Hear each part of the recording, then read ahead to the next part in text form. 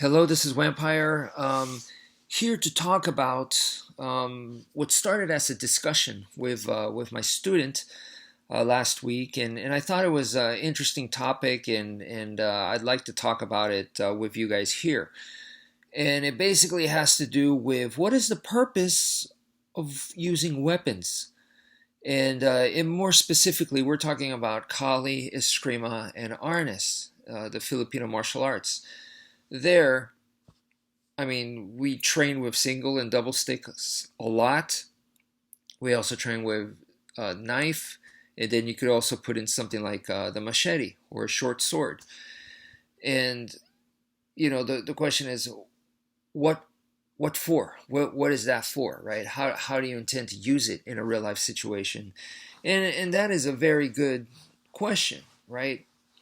Um, and you know, we know historically that these arts, Kali, Eskrima, and Arnis, come from the battlefield, and we're talking about way, way back then, like the birth of the Philippines.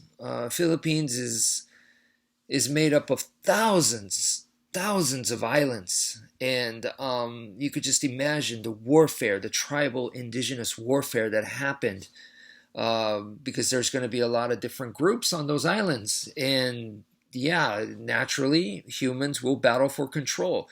So there were probably tons of fights going on. I mean, just think of, like, over here in the U.S., we had the Native American wars, of all these different tribes. So just think of something like that over there in the Philippines.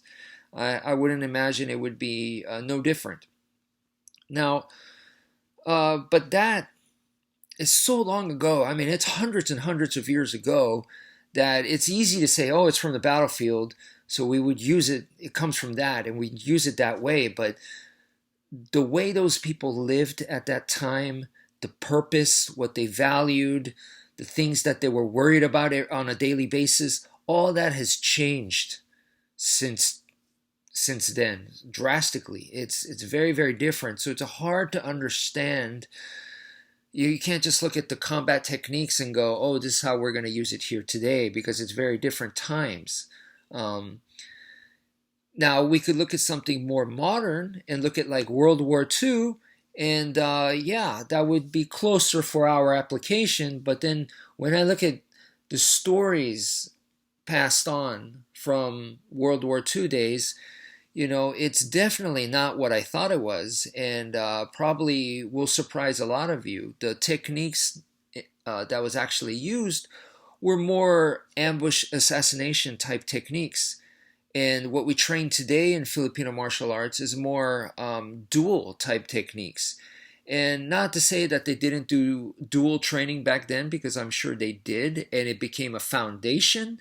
But then when it came to application, and then when it came to World War II, which was a very specific application, they had to adapt it and change it for that situation, for that environment, which was a massive war going on where their country was being invaded.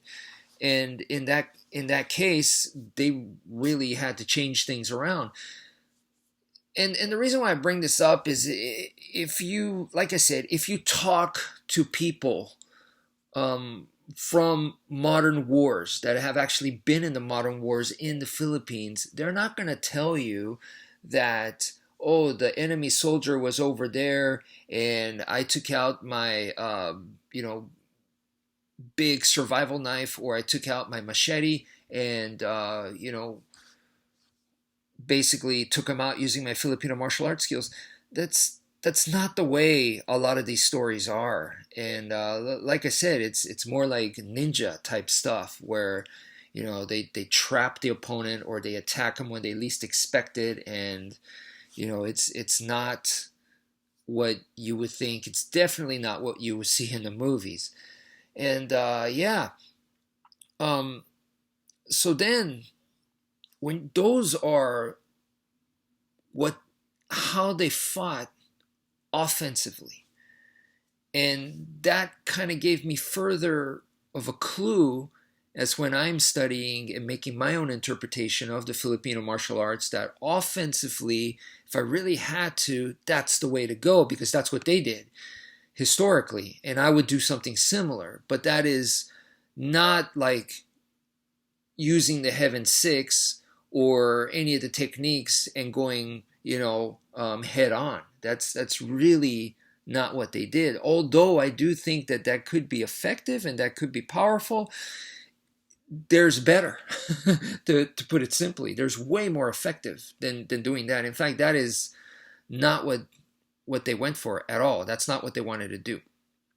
And so then on the battlefield, I could imagine if they had to use their Filipino martial arts techniques, it was more, if they're using that, that means they messed up somewhere. It's kind of like today, in today's modern military, where they're doing modern army combatives programs here in the U.S. When they're doing stuff like that, they're doing like basic BJJ, basic Escrima at more advanced levels, and it's more like basic MMA. So it starts off with basic BJJ, then it starts to look more like MMA, and then they start to add a little bit of like stick and knife stuff, right? That's my understanding.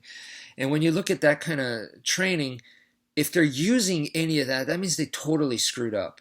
This is a very bad situation because they're going in there with, all kinds of guns and grenades and stuff. They have, tanks and stuff like that. So they don't want to be fighting on the ground. They don't want to be doing a knife fight and all that. If that happens, once again, they really, really messed up. Something went wrong. So that's kind of the way that I see it too. And in a situation where you really, really messed up and something's going wrong, in a situation that, doesn't that sound terrible? Like, that's less than ideal. That's not what you set out to do. You went out there and you're supposed to take out the bad guys, and something terrible happened, and that's not what's happening. And what do? You retreat. You get out of there. And in that circumstance, you may be in a situation where your weapons were taken away from you, or you're trying to escape a hostage situation, or something along those lines, or you ran out of ammo or whatever. And at those kinds of times, you're still retreating. You might have to fight your way out, but you're still retreating. You're escaping. You're surviving. And that is what I've been telling you guys all along, is that to me, the Filipino martial arts of Kali, Escrima, Arnis would be no different on the battlefield. If they're doing that, I can't imagine a Filipino master at the time in World War II, and then he encounters a World War II Japanese soldier, imperial soldier, and the guy has a katana sword, and then the Filipino master decides to go, you know what, let me test my skills against this guy. It's not a movie. And there's explosions going off, people are getting shot and killed, and at that time, you think this guy, who's probably really far away from his base, is going to spend this energy trying to see who has the better skill? It doesn't make sense. That is a messed up situation. And if he didn't already take out the guy, then he needs to get out of there and then come back at a better time to take out the guy, where it's going to be much easier, where he could just assassinate the guy. And yes, is that cowardly? But in war, it's not about that, right? It's not about going toe to toe, a gentlemanly duel. That's not what it's supposed to be. Now, there's still rules in war, but it's you're not gonna engage in the test of skill.